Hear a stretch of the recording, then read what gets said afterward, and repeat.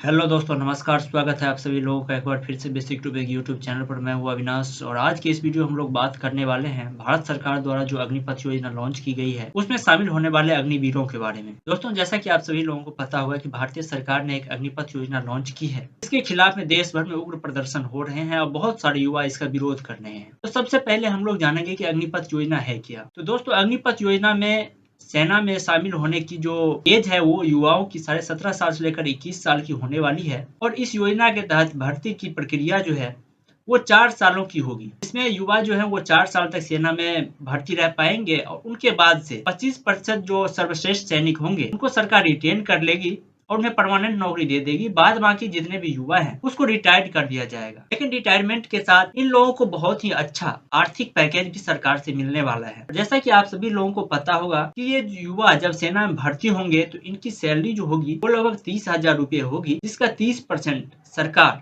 उनके सम्मान निधि योजना के लिए अपने पास रख लेगी और बाद बाकी पैसा उन्हें कैश इन हैंड मिल जाएगा। और जब ये युवा 4 साल के बाद अपना रिटायरमेंट होंगे तो इन लोगों को सरकार की तरफ से जो इनका रिटायरमेंट प्लान है उसके तहत 11,71,000 रुपया इनको मिलेगा और इन युवाओं को एक सर्टिफिकेट भी दिया जाएगा अग्निवीर के नाम से, जिसके तहत ये युवा केंद्र और राज्य सरकार द्वारा निकाली गई विभिन्न योजनाओं में प्रथम हिस्सेदार होंगे और इनको प्राथमिकता दी जाएगी। प्राइवेट सेक्टर में भी जहाँ पर भी जॉब की रिक्वायरमेंट होगी वहाँ पर इन युवाओं को जो है वो प्राथमिकता दी जाएगी। जब ये युवा, आप लोगों को पता होगा कि हमारे देश में अभी जितने भी युवा हैं उनमें से लगभग 2% से कम युवा ही ऐसे होंगे जो 25 साल की एज तक 11 लाख या उससे ज्यादा कमा पाते हैं। ऐसे युवाओं की संख्या बहुत कम होती है। आप लोगों को पता है कि ऐसे युवा बहुत कम है जो 25 साल की एज तक सेटलमेंट हो जाते हैं अपने लाइफ में। लेकिन ये युवा जब निकलेंगे वहां से, सेना से रिटायरमेंट होंगे, तो इन लोगों के पास एक अच्छा आर्थिक पैकेज होगा और इनके वर्क का एक्सपीरियंस भी बहुत अच्छा होगा, जिसके तहत इनको बहुत सारे कंपनियों में और बहुत सारे प्राइवेट संस्थाओं में भी बहुत जल्द इनको नौकरी मिल जाएगी। और जो युवा अपना व्यापार शुरू करना चाहते हैं उनको एक आसान किस्त पे बिना किसी झंझट के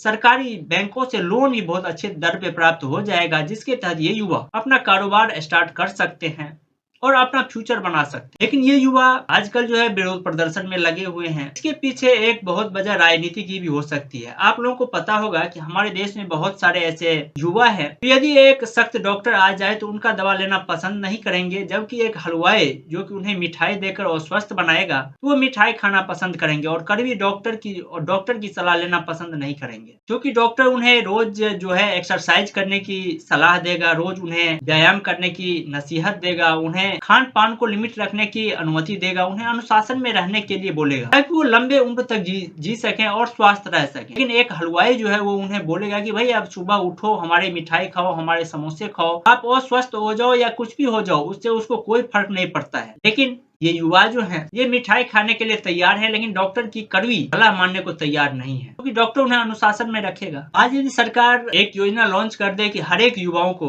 जो युवा 18 साल से ज्यादा है उनको सरकार हर एक साल 5,000 रुपए देगी, तो ये युवा बहुत खुश होंगे और ये सोचेंगे कि हमको तो बैठे हुए मिल रहा है, चाहे देश का कुछ भी हो। लेकिन आप लोगों को पता है जब ये युवाओं को 5,000 रुपए की सैलरी मिलेगी तो इनका तो भला हो जाएगा लेकिन देश का बहुत बड़ा नुकसान हो जाएगा और देश जो है वो लगातार खतरे में आ जाएगी और भारत के जो है हालात, आज के जो श्रीलंका के हालात हैं उसी तरीके का हो जाएगा। लेकिन ये युवा सेना से ऊपर नौकरी को देख रहे हैं और नौकरी को जो है वो अपना प्रतीक मान रहे हैं कि हमको सरकारी नौकरी चाहिए। हर कोई सरकारी नौकरी के पीछे भाग रहा है। यही एक कमी है हमारे देश में और बाद बाकी देश में। आप लोगों को पता होगा कि इजराइल जो है एक ऐसा देश है जहाँ पे हर एक नागरिक को जो है वो सेना में भर्ती होना पड़ता है और सेना में सेवाएं देनी पड़ती है और इसके लिए सभी युवा खुशी पूर्वक काम करते हैं और देश एक जुनूनी और जज्बे के साथ काम करते हैं। यही हालत है। इजराइल जो है वो अपने दुश्मन देशों से घिरे होने के बावजूद कोई भी दुश्मन देश उस पर अटैक करने का साहस नहीं करता है और जब भी कोई अटैक करने का साहस करता है तो उसे उल्टे मुंह गिरना पड़ता है, क्योंकि वहां पर एक राष्ट्रवाद की प्रतीक है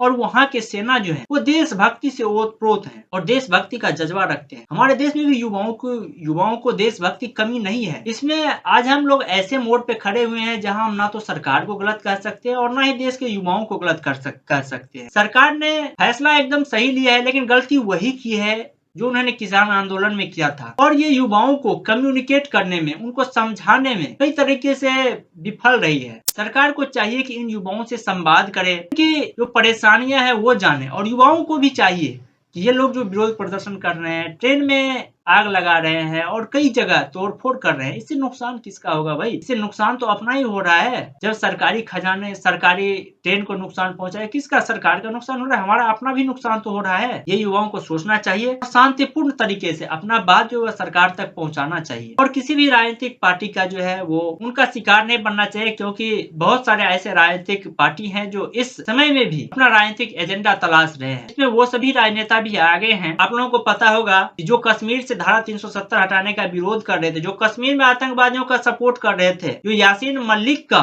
समर्थक थे, जो अफजल गुरु के समर्थक थे, वो भी आज भारतीय सेना में अग्निपथ योजना का विरोध कर रहे हैं और बोल रहे हैं भारतीय सेना प्रयोगशाला नहीं है। हम मानते हैं भारतीय सेना में जो है वो प्रयोग नहीं किया जा सकता, लेकिन पुराने जो व्यवस्था है, अंग्रेज जमाने के जो व्यवस्था है, उनको तो बदलने की जरूरत है, ताकि हमारा भी देश जो आज आंतरिक और बाह्य परिस्थितियों से जूझ रहा है, वहां से तो कम से कम निकलने का फायदा मिले हमारे देश को। और ये बात युवाओं को भी समझनी चाहिए और उन्हें हिंसक प्रदर्शन छोड़ करके सही रास्ते पे आना चाहिए। आप लोगों को पता होगा कि हिंसक प्रदर्शन के बाद सरकार ने वो युवा पिछले 2 साल से आप लोगों को पता होगा कि सेना में भर्ती नहीं हुई है और कुछ युवाओं की जो है एज लिमिट इससे ज्यादा हो गई है, तो सरकार ने इसका ध्यान रखते हुए एज लिमिट को बढ़ा दिया है। जहां पहले युवाओं की भर्ती 21 साल तक की थी, उसको बढ़ा करके अब 23 साल तक कर दिया गया है, लेकिन वो इस साल के लिए ही किया गया है। और इस साल जो भर्ती होगी वो 48,000 युवाओं की भर्ती होगी, जबकि अगले साल से प्रति वर्ष लगभग 50,000 युवाओं की भर्ती इस अग्निपथ योजना के तहत, और इसकी भर्ती की जो प्रक्रिया है वो अगले शुक्रवार से शुरू हो जाएगी। मैं उन सभी युवाओं से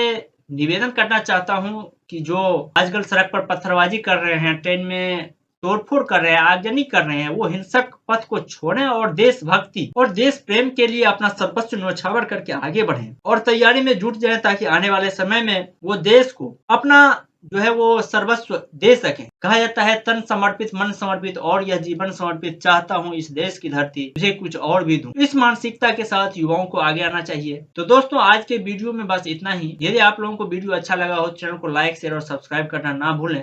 वीडियो देखने के लिए आपका दिल से धन्यवाद।